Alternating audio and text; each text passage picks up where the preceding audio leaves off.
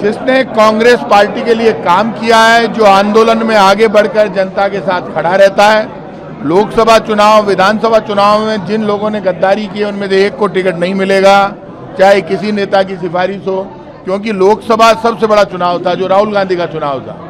उसमें जो लोग गद्दारी कर रहे थे वो लोग पार्टी का भला नहीं कर सकते। पार्टी में जो बेचारा वर्कर काम कर रहा है वो ये नहीं चाहता कि अचानक आज यदि हम उनको ले भी लेंगे, जो छोड़कर गए लोकसभा चुनाव में, तो उनको ले लेंगे तो हमारे पास विरोध खड़ा हो जाएगा। तो वार्ड का चुनाव है, इसलिए अभी बीजेपी के खिलाफ माहौल है। पानी पर, स्मार्ट मीटर पर, सर्विस चार्ज पर और हर मुद्दे पर बीजेपी फेल हुई है। जयपुर में आपको पता है हर जगह इनका विरोध है और बीजेपी डर रही है। अभी भी हमें उम्मीद है कि बीजेपी चुनाव कराए, हाईकोर्ट का फैसला माने, लेकिन बीजेपी कोई बड़ी बात नहीं, ओबीसी आयोग की रिपोर्ट को लेकर चुनाव वापस टालने की कोशिश करे। यदि अब बीजेपी ने चुनाव टालने की कोशिश की कोर्ट में जाकर, तो ये मानकर चलना कांग्रेस पार्टी उसका विरोध भी करेगी किसी भी हद तक जाकर।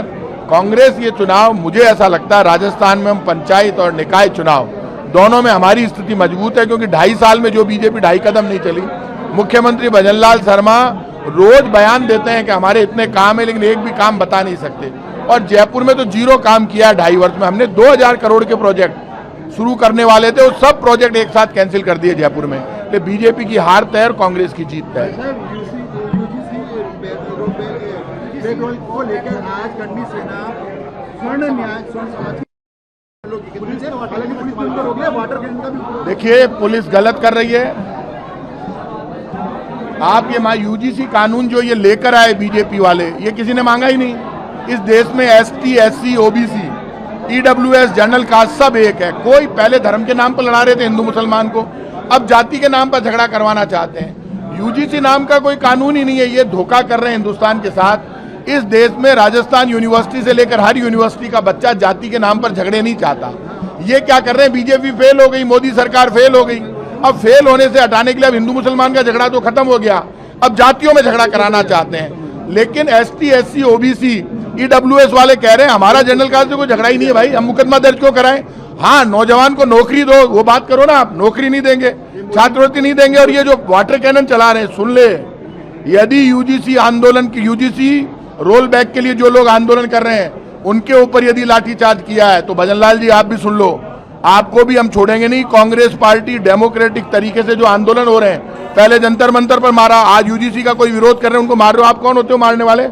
आपके एमएलए, एमपी और ये मिनिस्टर निकल जाएंगे क्या? आज ये यूजीसी वालों के खिलाफ इन्होंने जो आंदोलन ये किया लाठीचार्ज, ये भजनलाल शर्मा और मोदी सरकार की उल्टी गिनती शुरू हो गई। ये कानून किसी ने मांगा नहीं, बीजेपी जाति के नाम पर टकराव करना चाहती है।